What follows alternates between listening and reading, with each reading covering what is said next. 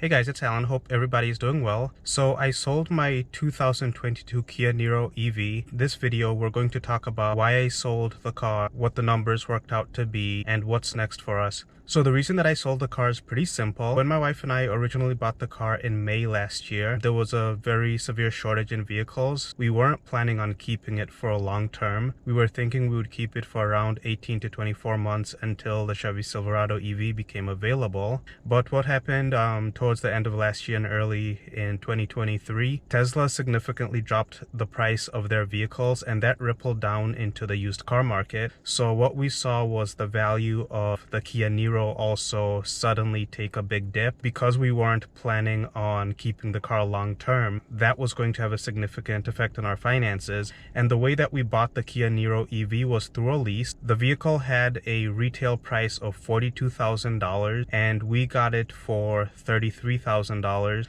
We got an $8,500 discount through Kia Hyundai Finance, and then we got an additional $500 discount because the car had a little bit of hail damage on it. It had been at the Minnesota car show prior to going to the dealership. Reason number two that we sold the Kia Niro EV is because we drive a lot, and that means that we were going to depreciate the car significantly even before Tesla dropped prices and kind of crashed the used EV market. So what happened for us is we were looking at the value of the car relative to our lease buyout, and that was another factor. We were looking at the car having a lease buyout value of $25,000, 500 and something, plus a little bit of taxes, and a trade-in value of $32,000, and that was in January. So we decided, yes, let's go ahead and sell the Kia Niro EV, get the cash, and then plan on our next EV. Unfortunately, in the time between when we decided to sell the Kia Niro and when we actually got the title of the car, that was a period of about 5 to 6 weeks. Prices of the EVs dropped again, so we ended up getting a trade-in value of $28,500, and that was including repairing the car from the accident that I got into. That was $1,200, and then repairing the hail was about $500. We would have actually gotten a little bit more if it wasn't for that damage to the vehicle. So because I knew that we had those expenses on the horizon, I didn't want to depreciate the car to basically something around $20,000 before the Silverado EV became available, and then we would lose a lot of money on it.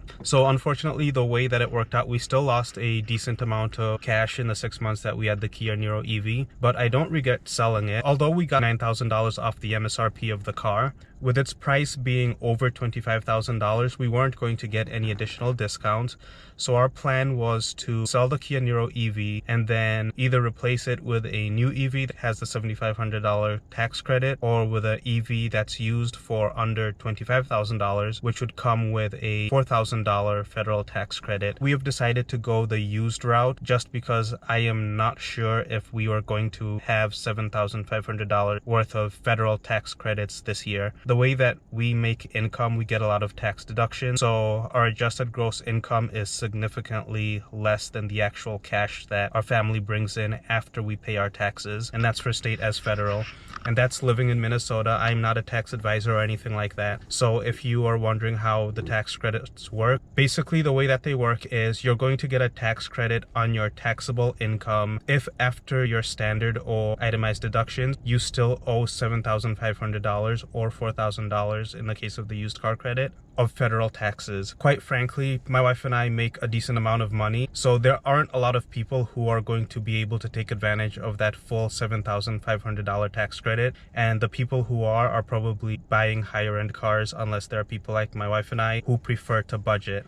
We sold the Kia Niro EV in January, and today is March 31st, and I just want to share some numbers with you. If you haven't watched it, the video that I posted before the Nissan Ariya video was about an article that talked about the cost of fueling an EV being similar to the cost of fueling internal combustion. Prior to selling our Kia Niro EV, we were averaging around $170 a month in gasoline on our Traverse. After selling the Kia Niro EV, our gasoline spending went up to about $525 a month. So if there's anybody out there who's curious about whether or not EVs are cheaper to operate than internal combustion vehicle, the answer is yes. And if you're wondering, yeah, we made up some of that money in electricity prices. For us to drive 3,000 miles a month, electricity costs us about $50, whereas gas costs us, again, over $500 a month. So $50, $500 a month. So basically we're looking at a delta of $300 a month when you account for the fact that we still do use our family vehicle over the course of a month, even if we're not driving for work. And yes, I do drive 3,000 miles a month. My wife and I combined. She's a realtor and I use my car for side hustles. And then our kids go to school and activity. We live in the country, so everywhere we go is probably a minimum of 7 to 10 miles one way. So when we take our kids to school or when we take them to activities, each one of those trips is 20 to 40 miles. You can see how we can easily rack up 100 miles in a day. It's not a very hard thing for us to do. And then we go to church in Minneapolis, so that adds miles. So we do drive a lot, and that's why it's important for us to get an EV. So what's next for us? Obviously, we're going to get another EV because it's ridiculous running $500 a month in fuel.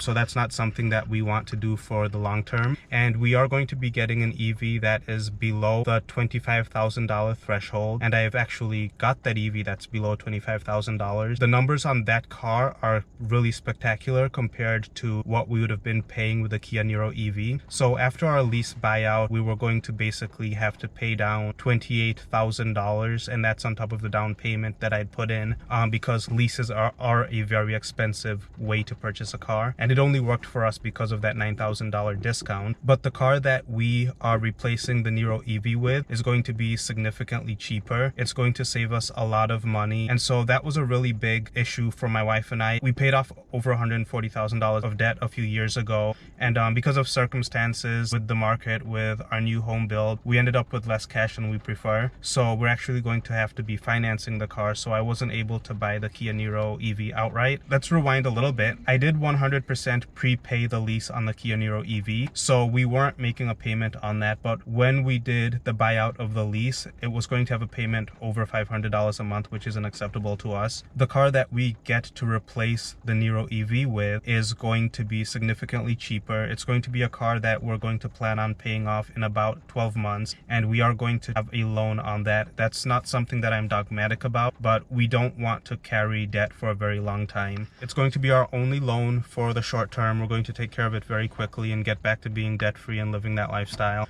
So I am going to be working a little bit more than I prefer to, but that's a part of life, and it's a part of something that we just have to do sometimes. These are the decisions that we make. For me, the math on that is I can either get a loan on this car, pay it off quickly, and then going forward not have a payment, or I could, let's say I bought a cheap Honda Civic for $5,000. It's still going to cost me maybe $300-400 a month to fuel it. I'm going to have to pay that $300-400 a month indefinitely for as long as I own the car. I'd rather pay off the car completely and only have a $50 a month payment for it going forward, which is the cost of electricity, and then of course insurance is whatever it is. We always get full coverage even on the cars that we pay off, just because replacement cost of vehicles is very expensive. So anyways, that's an update on our electric vehicle situation. We sold our Kia Niro EV for $28,500. We do have a replacement lined up, and in our next video I will be revealing that car. So go ahead and like and subscribe. I am very thankful for the 1,150 subscribers, all of you who have already subscribed to the channel, and for those of you who watch the channel without subscribing, please go ahead and subscribe. It really helps the algorithm, and it helps the content get out to other people who wouldn't see it otherwise. So love you all. Have a great day. Have a great weekend.